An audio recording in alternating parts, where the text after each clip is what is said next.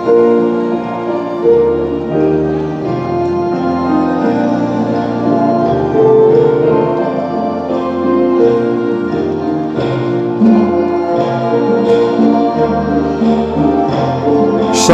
Bapak Ibu, dan selamat bertemu kembali di YouTube saya, Pendeta Rudolf H. Pasaribu Channel. Dengan dan lewat channel ini saya komit untuk senantiasa menyebarkan pengajaran firman Tuhan, karena saya percaya berlandaskan Yesaya pasal 55 ayat 11 bahwa firman Tuhan yang saya dan Bapak Ibu saudara-saudara semuanya juga ikut sebar lewat apapun, termasuk lewat khotbah ini, tidak akan kembali dengan sia-sia, tetapi akan bekerja sendiri lewat kuasa dan berkat urapan Roh Kudus.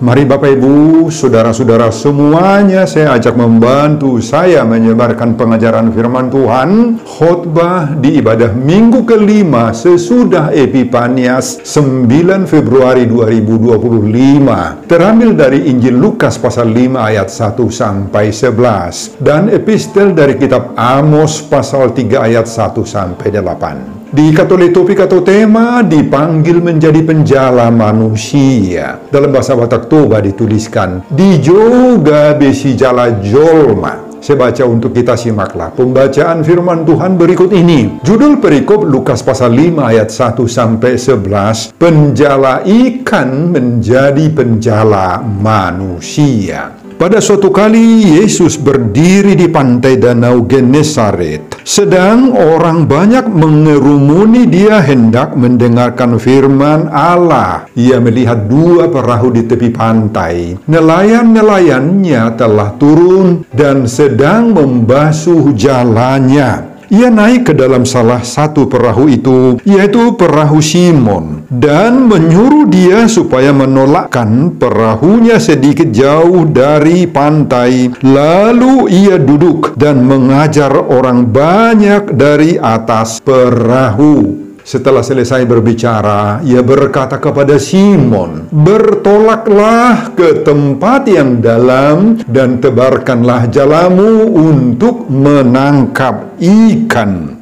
Simon menjawab, "Guru, telah sepanjang malam kami bekerja keras dan kami tidak menangkap apa-apa. Tetapi karena engkau menyuruhnya, aku akan menebarkan jala juga." Dan setelah mereka melakukannya, mereka menangkap sejumlah besar ikan sehingga jala mereka mulai koyak. Lalu mereka memberi isyarat kepada teman-temannya di perahu yang lain supaya mereka datang membantunya. Dan mereka itu datang. Lalu mereka bersama-sama mengisi kedua perahu itu dengan ikan hingga hampir tenggelam. Ketika Simon Petrus melihat hal itu, ia pun tersungkur di depan Yesus dan berkata, "Tuhan, pergilah daripadaku, karena aku ini seorang berdosa." Sebab ia dan semua orang yang bersama-sama dengan dia takjub oleh karena banyaknya ikan yang mereka tangkap. Demikian juga Yakobus dan Yohanes, anak-anak Zebedeus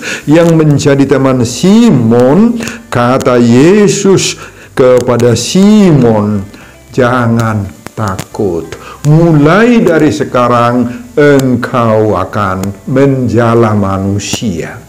Dan sesudah mereka menghela perahu-perahu ke darat, mereka pun meninggalkan segala sesuatu, lalu mengikut Yesus. Nah, Bapak Ibu dan saudara-saudara, demikianlah nats khotbah kita di minggu kelima sesudah Epifanias 9 Februari 2025, diikat oleh topik minggu dipanggil menjadi penjala manusia, dijoga besi jala jolma. Saudara, dalam khotbah ini kita bertemu dengan pengalaman sekelompok nelayan di pantai Danau Genesaret, yakni Simon. Kemudian ada Yakobus, Yohanes, mitra kerjanya. Hidup sehari-hari kelompok ini betul-betul tergantung sepenuhnya dari usaha menangkap ikan, menjadi penjala ikan atau nelayan. Mungkin hidup mereka dapat digambarkan seperti ungkapan ini. dapat ikan, hati senang, mulut berdendang. Tetapi kalau tidak dapat ikan, kepala pusing 7 keliling. Saudara, dalam soal menangkap ikan di Danau Genesaret ini,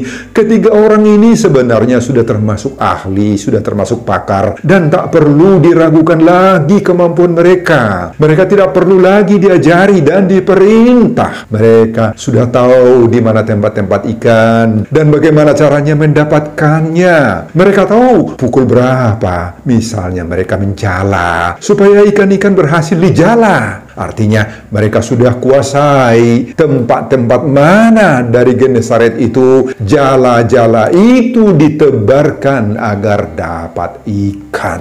Saudara, malam itu Simon dengan kawan-kawan pergi ke danau seperti biasa untuk menjala ikan. Tetapi sepanjang malam mereka berlelah-lelah, banting tulang, berusaha menangkap ikan, tetapi tidak dapat apa-apa pun. Meski Petrus dan kawan-kawan sudah pontang-panting, mutar-mutar di seluruh pantai Genesaret itu, alhasil mereka tidak dapat apa-apa. Setiap kali mereka mengangkat jalannya dan menebarkannya, ternyata hasil jalannya itu nihil, kosong, hanya dapat sampah ringan. Mereka sudah semalaman diterjang angin malam, ombak-ombak laut, dan pasti kedinginan masuk angin. Tetapi semua usaha dan keringat mereka itu sia-sia. Dalam bahasa Batak Toba, mulak belging, sande, gale, mana sida, bercampur kecewa. Saudara, akhirnya setelah fajar mereka, dan dengan sangat lelah dan pasti sebagai manusia biasa tentunya mereka kecewa karena tidak dapat hasil, mereka berhenti menjala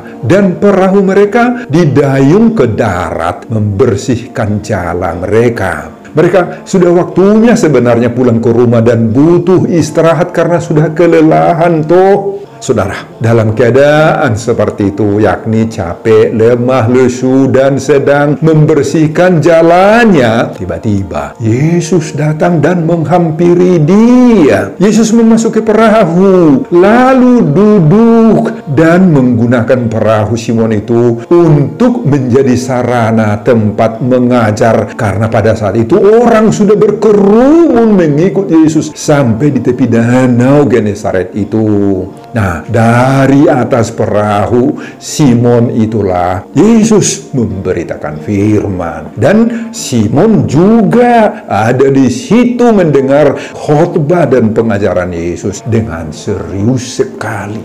Dan setelah selesai berbicara, Yesus berkata kepada Simon, "Bertolaklah ke tempat yang dalam dan tebarkanlah jalamu untuk menangkap ikan." Nah, meski pesan penyuruhan Yesus ini bagi Simon sebenarnya tidak terlalu logis, namun semangat Simon muncul kembali dengan meresponi Yesus. "Guru, telah sepanjang malam kami bekerja keras dan kami tidak menangkap apa-apa. Tetapi karena Engkau menyuruhnya, aku akan menebarkan jala juga."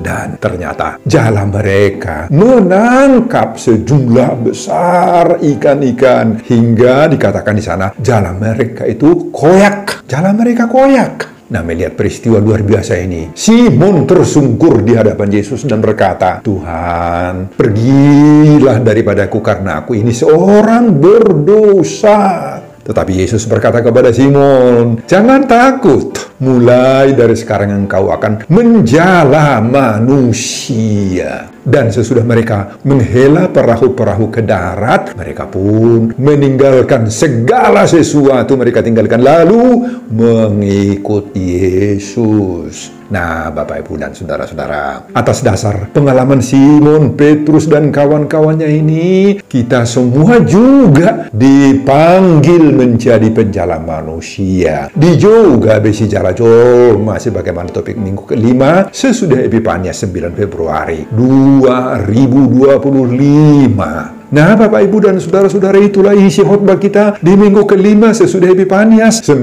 Februari 2025, diikat oleh topik atau tema minggu, dipanggil menjadi penjala manusia, juga bersejarah jolma. Apa? Pengajaran Tuhan bagi kita dari khotbah ini. Ada banyak, Bapak Ibu. Pengajaran pertama, tidak semua usaha kita berhasil. Sabar dan bertekunlah. Saudara, pengalaman Petrus, Yakobus, dan Yohanes yang tidak mendapatkan hasil dari kerja kerasnya ini adalah juga pengalaman kita semua, atau pengalaman saudara juga, pengalaman saya juga, dan pengalaman orang-orang lain.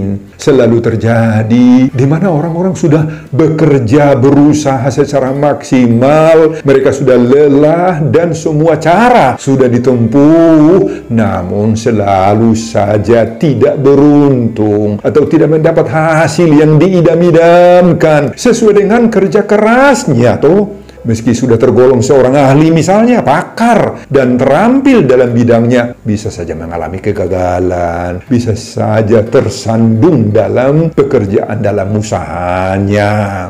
Bukan karena ikan-ikan itu tidak ada di Danau Genesaret ini, Bapak Ibu, bukan.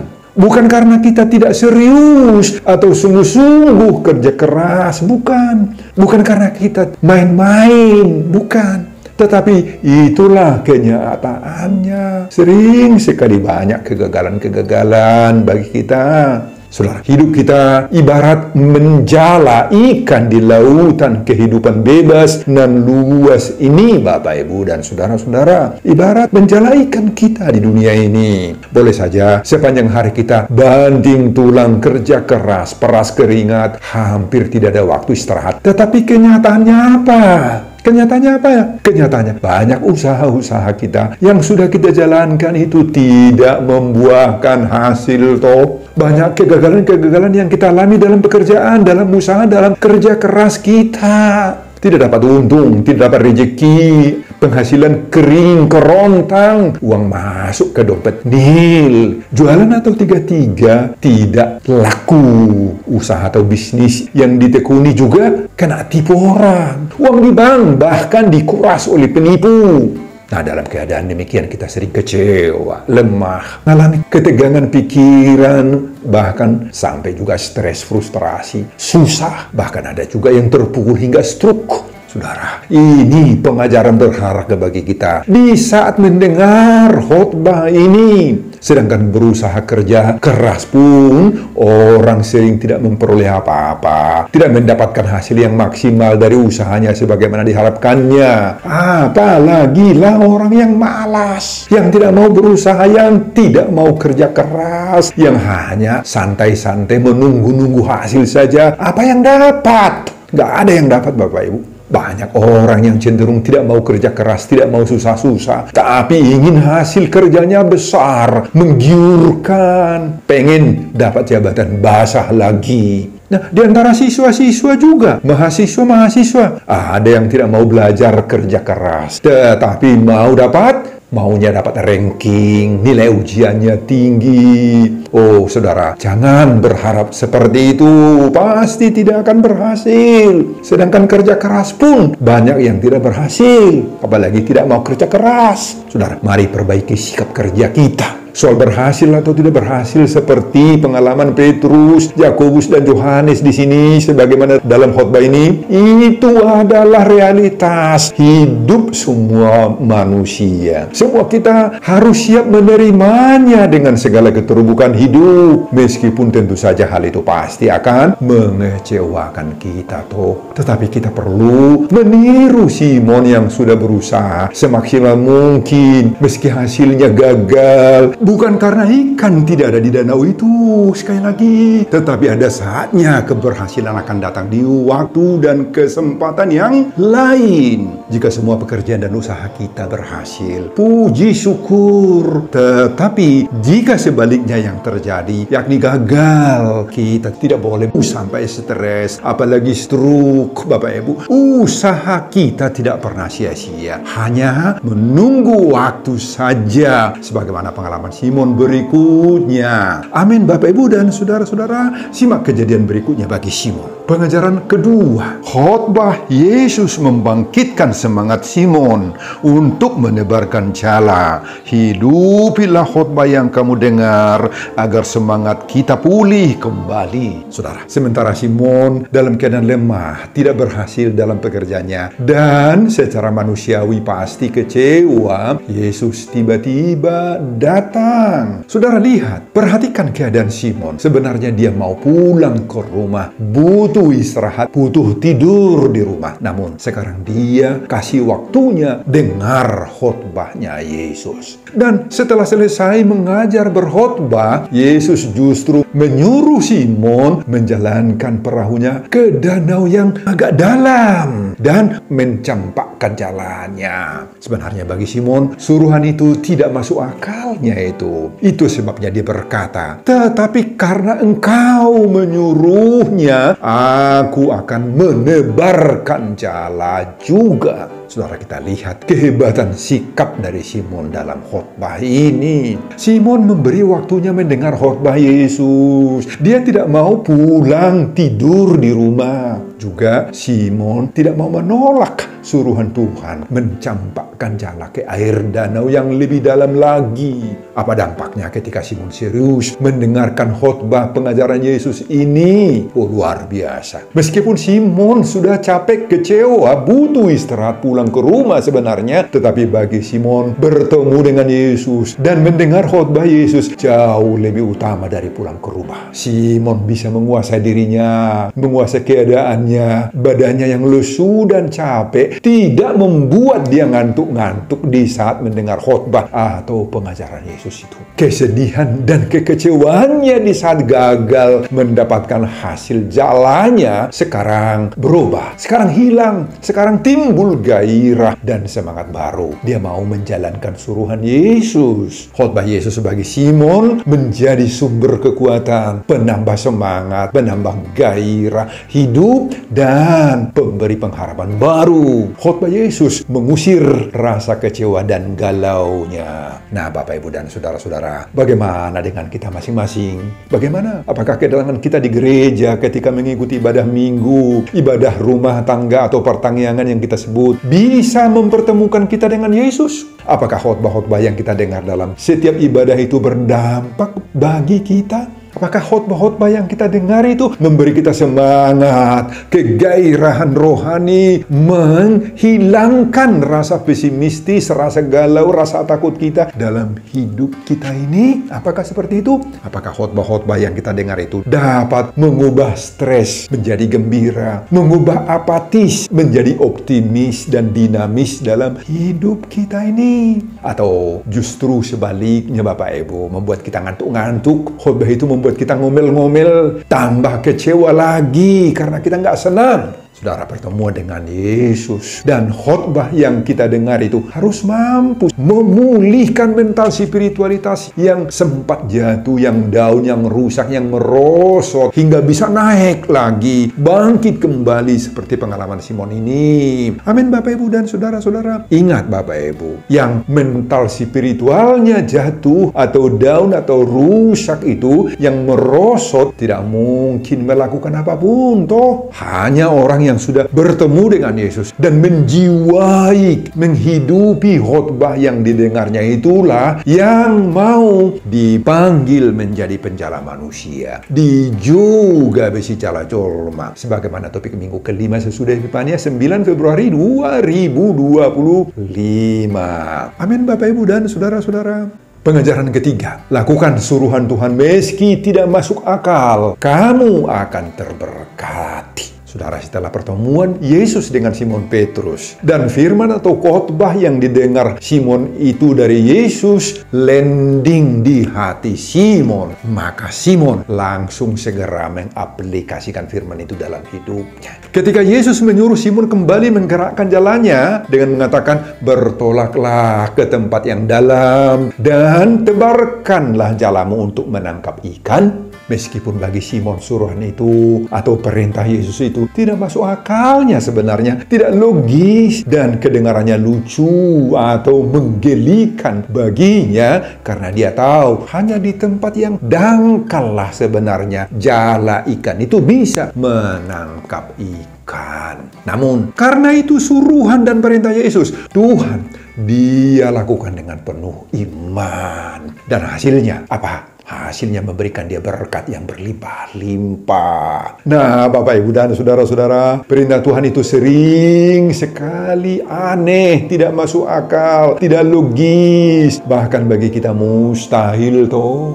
Jadi perintah Tuhan, kehendak dan suruhan Tuhan sering sekali tidak mudah dicerna, tidak selalu manis dan menarik serta mudah dipahami, dikerjakan. Perintah Tuhan sering membuat kita galau, bergumul, bimbang, bahkan ragu-ragu dan tidak percaya diri. Banyak yang seperti itu. Saudara, belajar dari pengalaman Simon ini. Mari kita sepenuhnya percaya kepada kuasa Tuhan, percaya kepada firman Tuhan dan suruhan Tuhan. Maka pasti yang terbaiklah akan terjadi dalam hidup kita.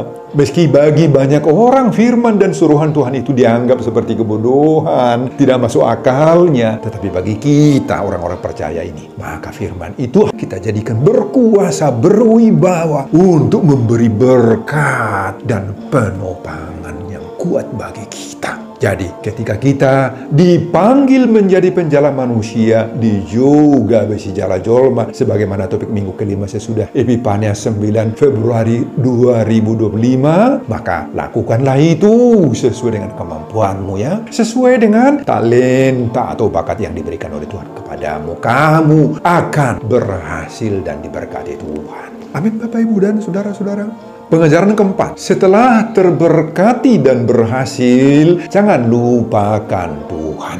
Saudara, setelah Simon dapat ikan yang luar biasa banyaknya hingga jalannya koyak, apa yang dilakukan oleh Simon? Ada dua, Bapak, Ibu, yakni pertama, Simon segera meninggalkan ikan-ikannya dan jalannya dan segala keberuntungannya tadi itu dan menemui Yesus. Apa artinya itu? Bukan tidak butuh dia ikan atau berkat-berkat yang luar biasa itu, tetapi sekarang baginya Yesus jauh lebih penting daripada semua harta, semua berkat yang didapatnya.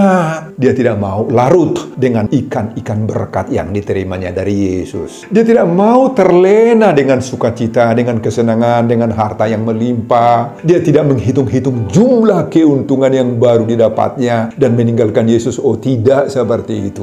Nah, kalau saudara diberkati oleh Tuhan, jangan lupa kepada si pemberi berkat ya. Jangan lupa yaitu Tuhan. Jangan larut dengan gelimang harta. Jangan lupa Yesus oleh pertambahan-pertambahan kekayaanmu. Amin, Bapak, Ibu, dan saudara-saudara. Kedua, apa yang dilakukan Simon? Simon tersungkur di depan Yesus dan berkata, "Oh, aku ini seorang berdosa." Simon mengenal siapa dirinya. Simon rendah hati, tidak sombong, tidak angkuh, tidak tinggi hati karena dapat rezeki yang luar biasa. Dia justru mengenal dirinya orang berdosa. Saudara, ini penting bagi kita. Berkat-berkat Tuhan yang kita terima harus membuat kita makin rendah hati, Bapak, Ibu. Harus membuat kita jangan anggap karena kehebatan dirimu lah maka engkau dapat berkat. Oh, jangan anggap seperti itu. Semua itu karena kasih Tuhan bagi kita. Amin, Bapak, Ibu, dan saudara-saudara.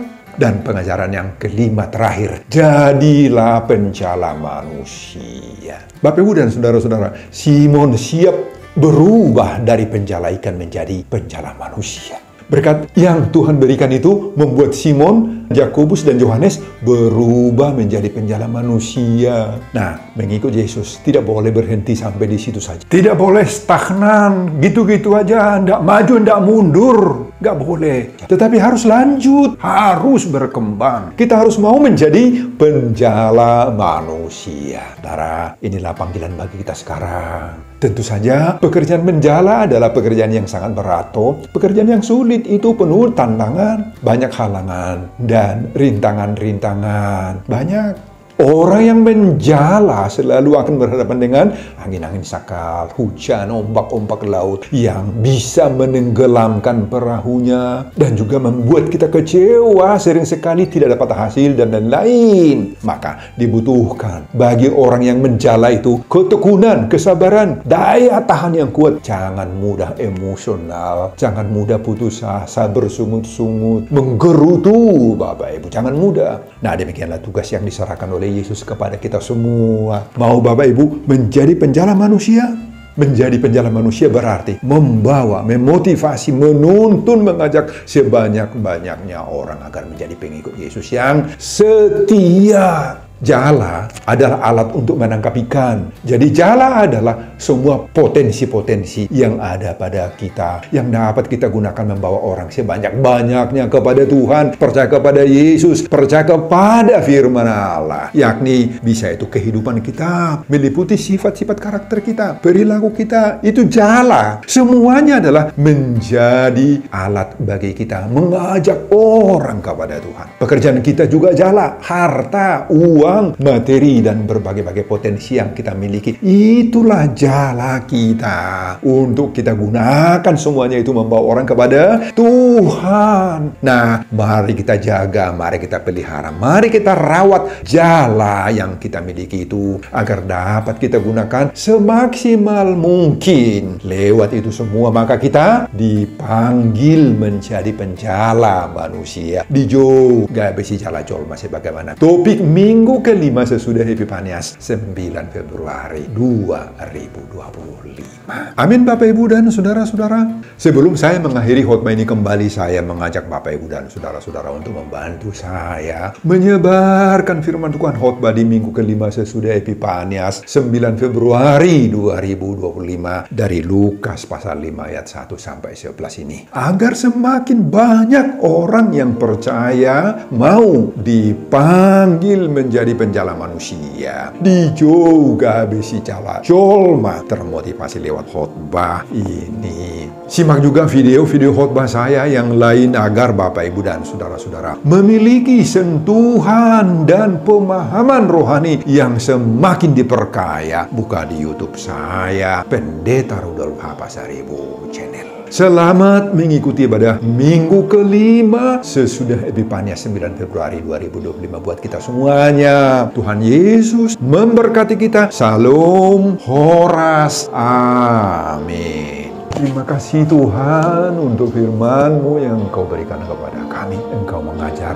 kami lewat khotbah ini. Engkau minta supaya kami mau menjadi pembawa orang masuk kepada kehidupan bersama dengan Kristus. Kami dipanggil, kami diajak, kami dituntun, didorong menjala orang-orang lain di sekitar kami supaya semakin banyak orang yang percaya kepada Yesus. Tuhan, kuatkanlah kami agar kami mampu menggunakan potensi-potensi yang ada pada kami untuk menjala sebanyak-banyaknya orang, membawa kabar baik, kabar keselamatan. Pujilah nama Tuhan. Berkati hamba-Mu dalam mempersiapkan khotbah dan semuanya untuk kemuliaan Tuhan. Amin.